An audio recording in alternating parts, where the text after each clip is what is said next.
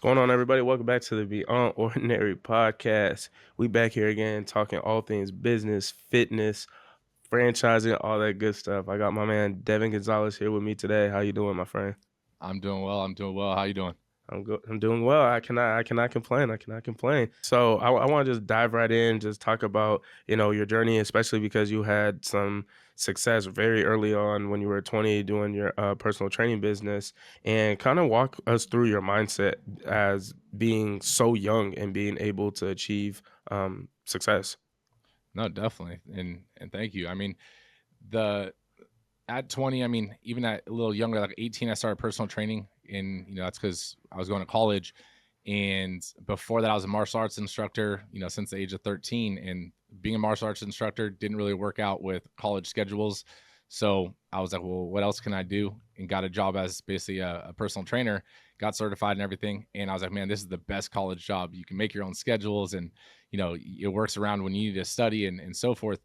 Mm, But what I didn't know was like, that's when truly started finding like my passion. This is like, I loved helping people. I loved seeing people, see their results and knowing I had a piece of that, in their life, and they'll forever remember the things that I taught them.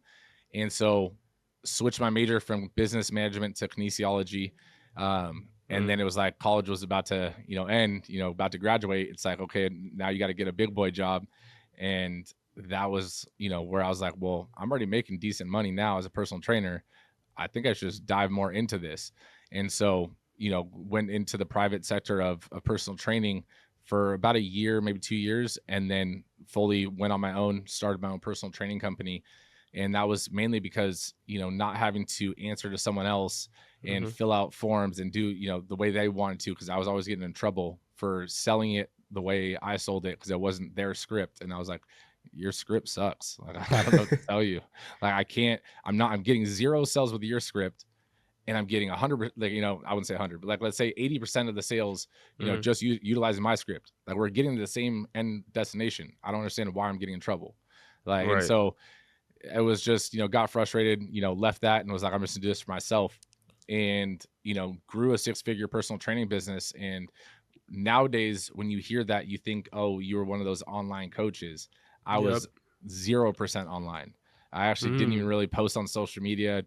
I didn't post my clients on social media, because one of my thought processes, and even now, is that fitness is a personal journey, right? right. And a lot of people are already intimidated coming to the gym, coming to a personal trainer, let alone knowing that their personal trainer is going to use their body as marketing, right? So for me, I just didn't do those things. If someone posted or tagged me in it, obviously I'd repost it, but I Mm, didn't use that for my business gain. I wanted them to feel safe, feel comfortable, and so forth.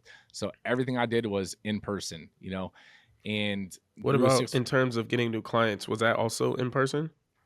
I did zero ads, zero anything like that. Like, everything was Wow. referral, and then also not just referrals from clients, but making connections and learning how to network. So Mhm. even the sales staff at the gym, there was no internal personal training team. So I went up to the general manager who had befriended, and I was like, "Hey, how are you guys divvying up like the new leads for clients?"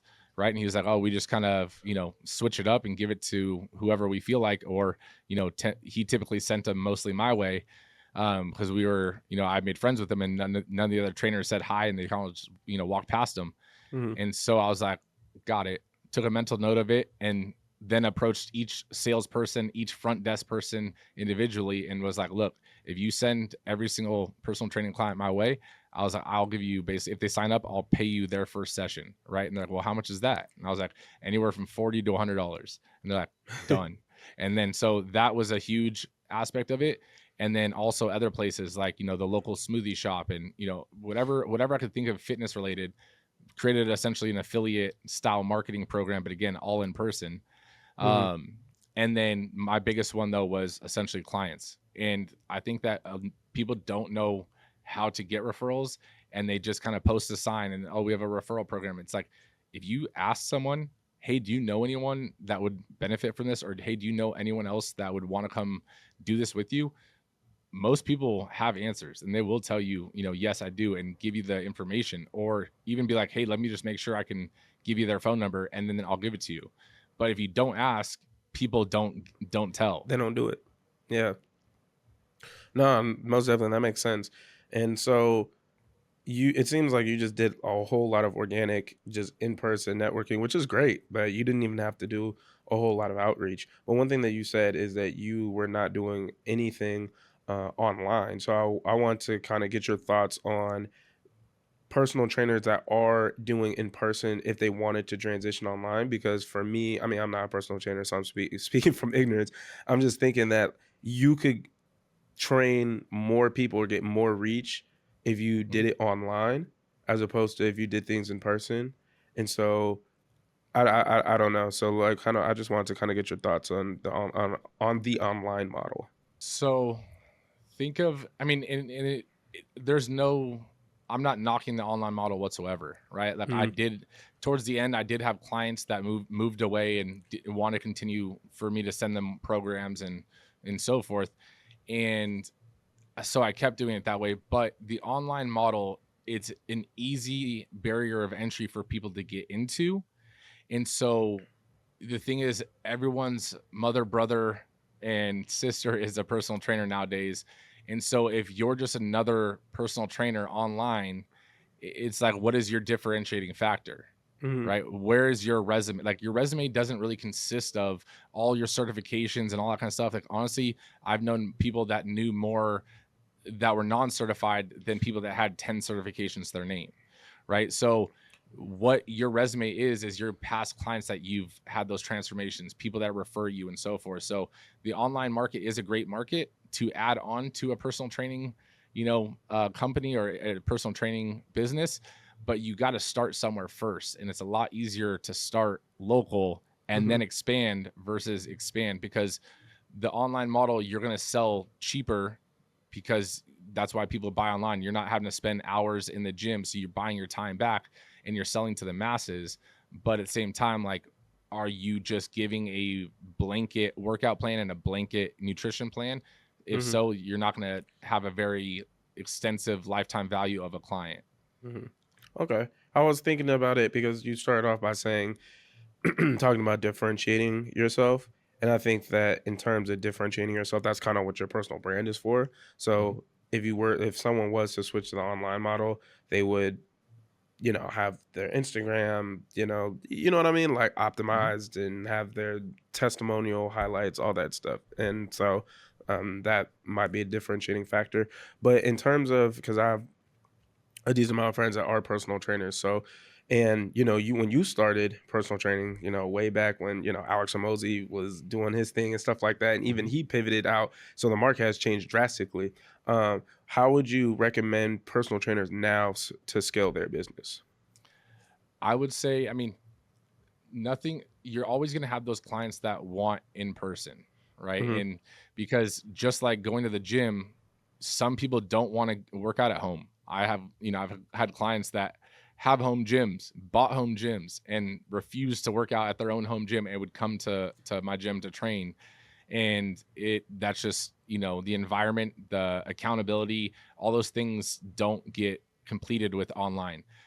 But what you do is essentially you create that add-on service so that someone could train with you once or twice a week, and then the rest is online or remote, that you give them the workout program and so forth.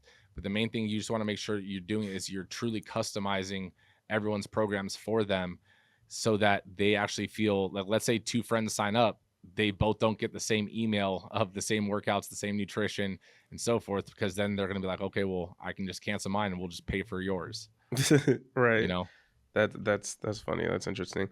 Cool. So, walk me through the transition from your personal training business to owning your first gym. What was that like? There was a lot of ups and downs, failed business partners, failed investors, and so forth. When I say failed, it was, basically, it seemed like it was gonna be a great fit, and then either it fell through or I had to pull the deal because I was just, didn't feel like the right vibe. But it was that transition of also trying to figure out what was my differentiating factor going to be for the gym, right? Mhm, Because I didn't want to just have a personal training studio, and now essentially I'm still having a job where I'm personal training my clients and other personal trainers are paying me just to rent space. because those businesses are definitely tough. The other thing is if we do a big box gym, now you're competing against already industry giants that can, like Planet Fitness or Anytime Fitness, that can be open Yeah. 24/7 and charge $19 a month or whatever it is. It's like that's crazy to go against, when you're trying to be more upscale.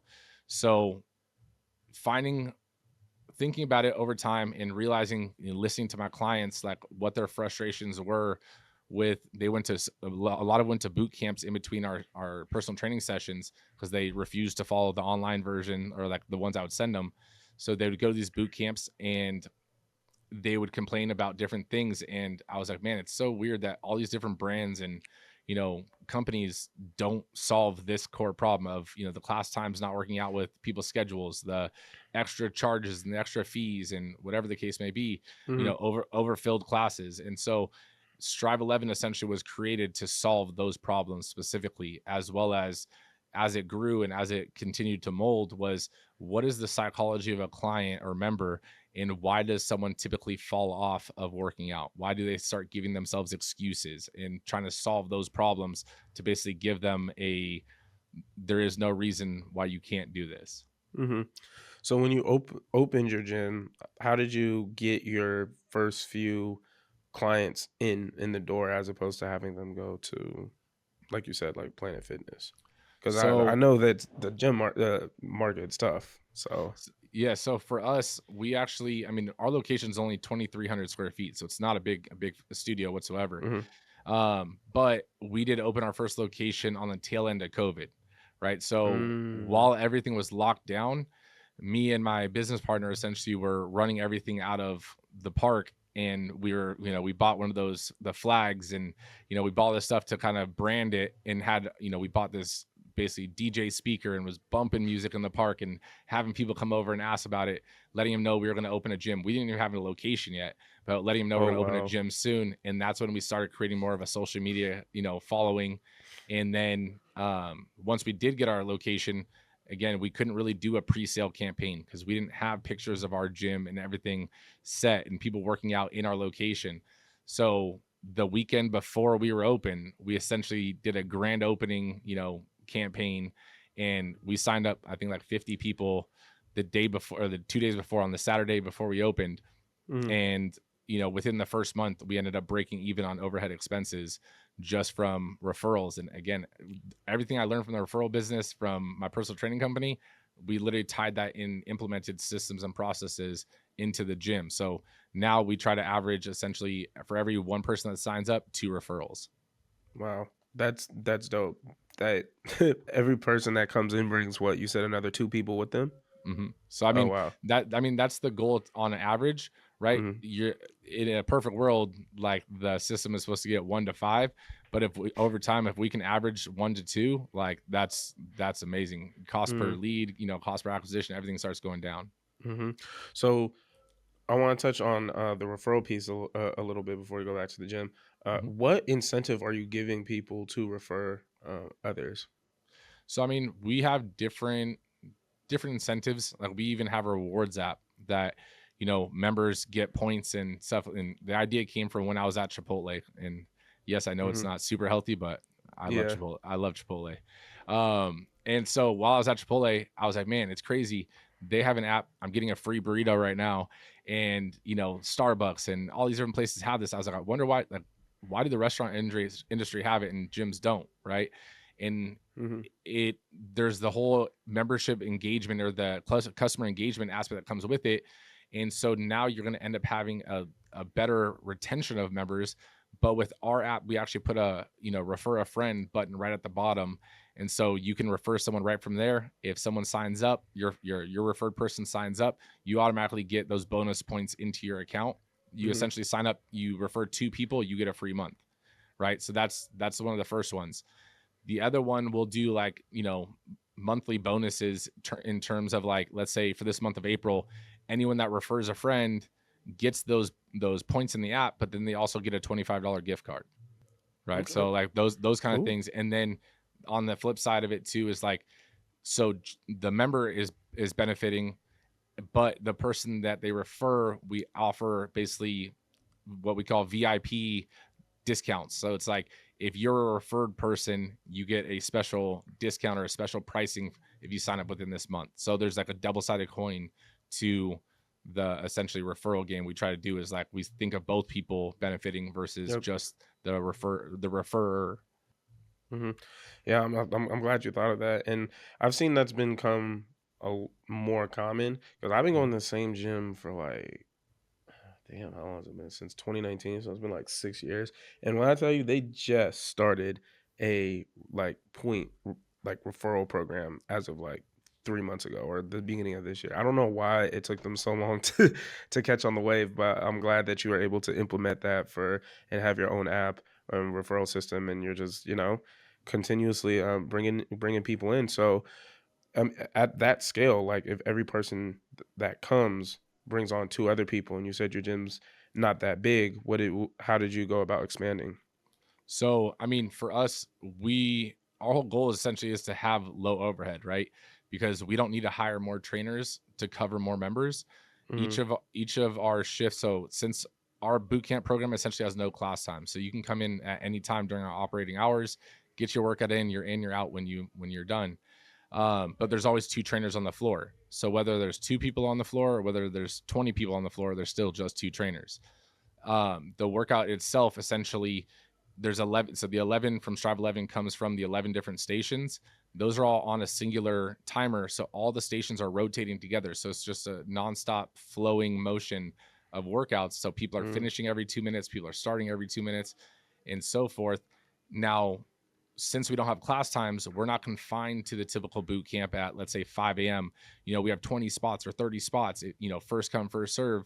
You could come in at 5, you come in at 5:05, you come at 5:25. All those people are starting at different positions. So in a given hour, we can have roughly 88 people in a workout, right? Hmm. Every single hour, for the entire length of the gym. Okay, cool. So it sounds like you pretty much systematized the gym to make it be able to fit with everybody's workout, regardless Mhm. of what time they come. Exactly. That's cool. That's cool. How'd you think of that? I mean, it was testing and trying different things, but trying to figure out, how to not have class times, because every boot camp, every personal trainer, every group class essentially is all based around classes, right? And it's like, well, how do we take a no class approach to this?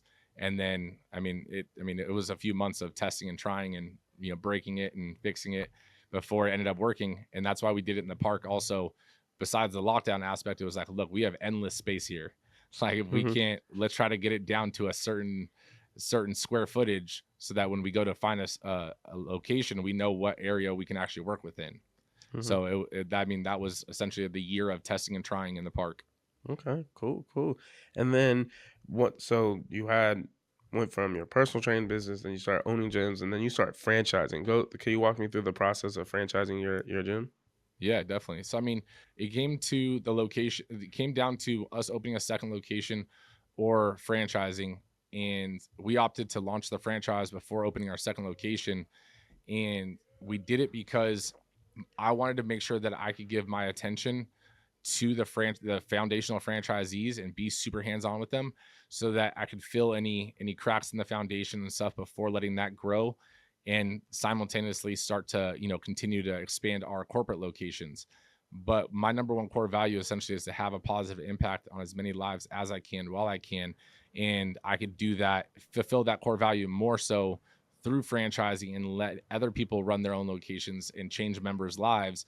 And so letting them do that was, the first step in what I believed was my core value. But I Hmm. will say the steps of launching a franchise, to answer your question a little bit more, is we ended up hiring an advisor who actually launched his own franchise. And it just so happened that I was in the fitness industry, health industry. It was kind of like a Weight Watchers style model, back in the 80s and 90s. And he grew to 400 locations and then, sold it.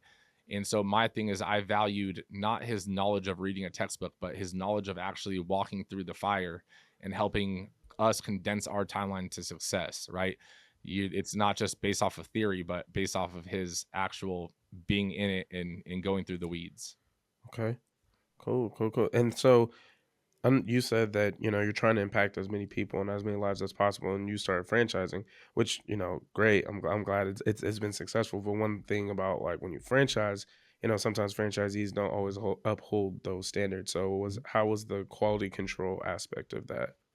I mean, it all comes down to systems and processes in terms of, you know, getting everything up and running, but at the same time, brand control and quality control comes down to essentially your your ability to have throttles where you need to, right? Checks and balances.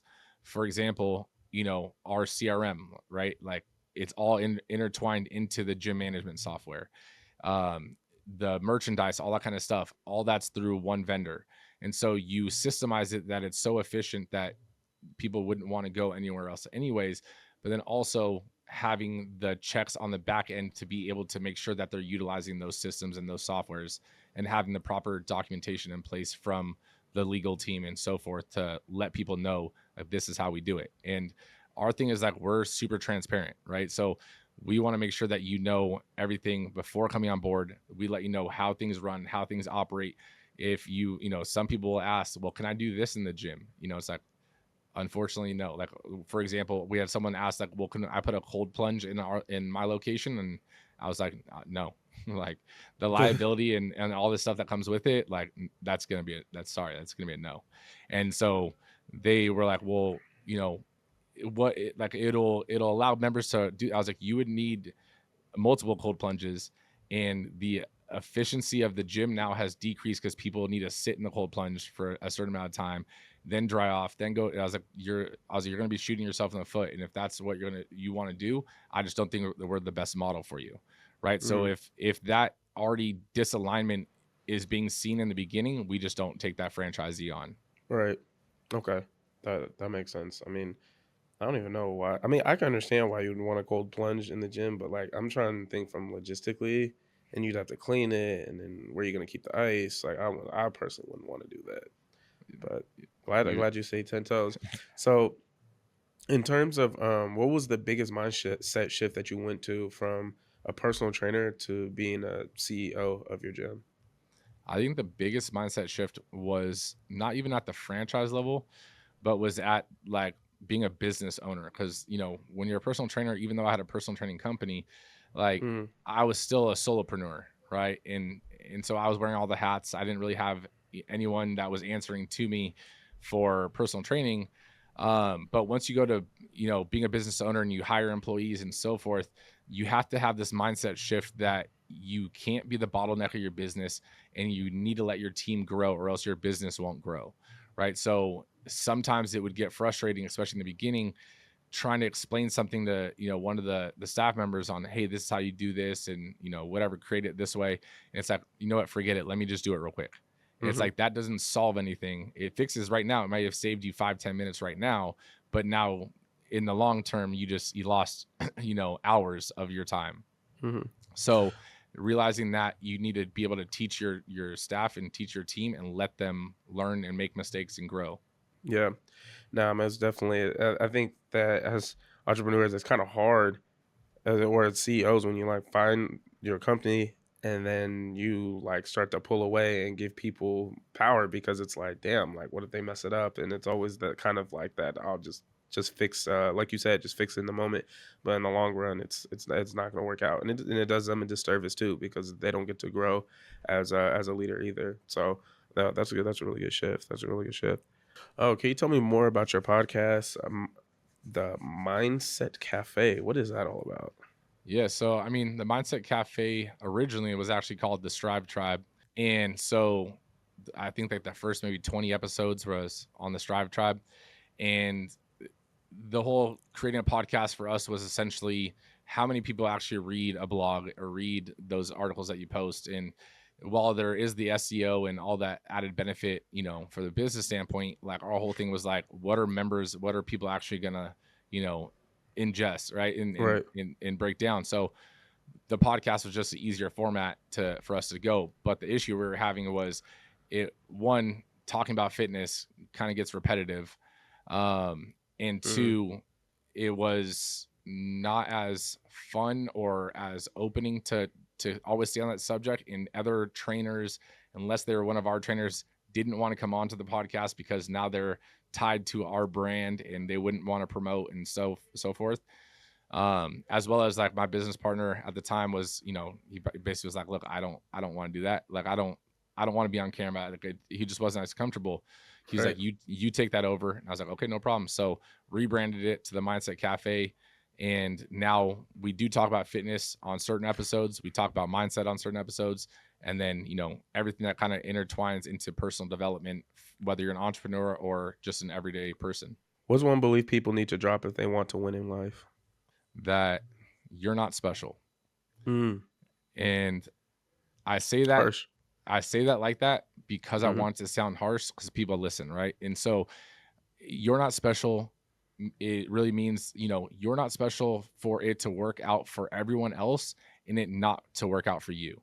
If you see someone else living the life that you want, having the body that you want, having the success in business that you want to have, you can do it too, right? Everything begins and ends with your mindset. If you believe you can achieve something, you can. But the moment you stop believing in it is the moment it becomes impossible, right? So you're not special for it to work out for them and it not to work out for you. It's not a matter of if, it's just a matter of when. Mhm. Yeah, I like that because I think a lot of people have a victim mentality or they just try something and it just doesn't work. And I was just listening to Alex Ramosi earlier today, and he was just talking about how like the difference between like you and like the person that you're trying to get to be is like 100x, 1,000x in terms of the repetitions that they put in. So it's not necessarily that it can't work for you. It's just that you need to just, I think he has a saying like, do an abnormal amount of volume for to make it improbable that you would fail, something along those lines. And that's always stuck with me to like just keep going and put in the reps, and everything will fall into place. I mean, that's all it is, to be honest. And as easy as it sounds, it comes down to just being dedicated and knowing that you're doing this is the journey to become the version of yourself that you are destined to be. Absolutely. And then speaking of Hermosi, you said that you're about to go to his workshop in a couple weeks, month, whenever it is. And what's one thing that that you're hoping to take away, or a burning question that you have for him that you want to ask? I mean, the workshop I'm going to at his headquarters is a scaling workshop, and I mean, it Okay. kind of fit the whole franchise and fit the business of, because we are scaling right now. So, I mean, with that being said, I mean, I have a whole list of different things that we're going to talk about and go into our breakout groups and so forth. Mm, But the one question that I'd be interested in, especially in scaling a business, is like, let's say you had $100,000, just of spare money. With that $100,000, what would be the first person that you would want to bring onto your team? Like, what position would you want to fill? Right? If, let's say, you had no team yet, what would be that first most important position to fill? mm. Okay. Okay. Are you looking to hire somebody in particular, or are you just curious? No, just curious. I mean, because then it kind of shows in terms of scalability, like what is the most important part to really focus on first and Mm, make sure that it's locked down, as well as, because I mean, we all think like, oh, scaling is marketing and scaling is, it needs to be, profit margins or whatever the case may be. And so it's like knowing what is the title that you would hire with whatever budget, right? What is that first person or most important person you would hire? And having someone that's, scaled multiple businesses is going to know what the most important job position to hire is. okay. Nice, nice. Well, I'm gonna have to tap back in with you once you go to the workshop and see what the answer is. That's cool. So, if someone is listening to this and they're stuck in comfort mode, like they're real comfortable, what's your message to them to get them out? I mean, being in comfort mode, it's all just, your goals, your reason why you haven't dug down enough, right? What is your goal? What is your vision, right? What is the reason why you want something? And then ask why that is the reason. Ask it again, right? Find that deeper root meaning. And then you have to ask yourself, what would this do to my life if I achieved the goal? On Mm, the flip side of that coin, what would it do to my life if I didn't achieve this goal? Right. And you have to have that, those messages can't just be generic. Oh, my life would be better. It's like, no, like, this would improve, and then go into depth on it, because that's going to help you get through the days that you don't feel like doing the things that you need to do. And success is built on the days that you do what you need to do, even though you feel or you don't feel like doing it, right? So at the end of the day, you need to know your purpose or the reason why you even started in the first place, and not base level dig down. Absolutely, absolutely. Like that I couldn't have said any better myself. I always think about, like, at the end of the day, like, time's gonna pass regardless. You know what I mean? And so I could either take action or take inaction, regardless of what I do. Like, there will be an outcome. And like you said, like, could you live with, not getting to where you want to go? Hmm. And I like that. That's what, keeps me pushing, because I don't know if I'd be able to live with myself knowing, like, damn, like, when I was in my 20s, like, I should have did X, Y, and Z and da da da, but I didn't for whatever reason, whether I was comfortable, whether I was scared, whatever that may be. So I like that. But shoot, we coming to the end of the interview, man. Is there anything you want to leave the audience with before we close out?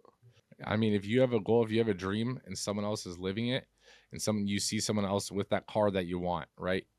You have to realize that is your living proof, your living testimonial that it is a possibility for you. You just have to be willing to put in the work, put in the repetitions like we talked about, for you to be able to achieve those goals or achieve those lifestyles that you see other people living. Hmm. Absolutely. Wow. All right, Devin. Appreciate you for coming on the podcast, man. It was great chopping it up with you. Where can the people find you at? I mean, all my social medias are pretty much just Devan, Devan Gonzalez, Gonzalez. If you want to learn anything about Strive11 Fitness, just go to strive11fitness.com. But honestly, it was my pleasure. Thank you so much for having me on. Of course. Of course. Of course, man. Hope you guys learned something. Hope you guys are motivated to be great. Till next time. Peace.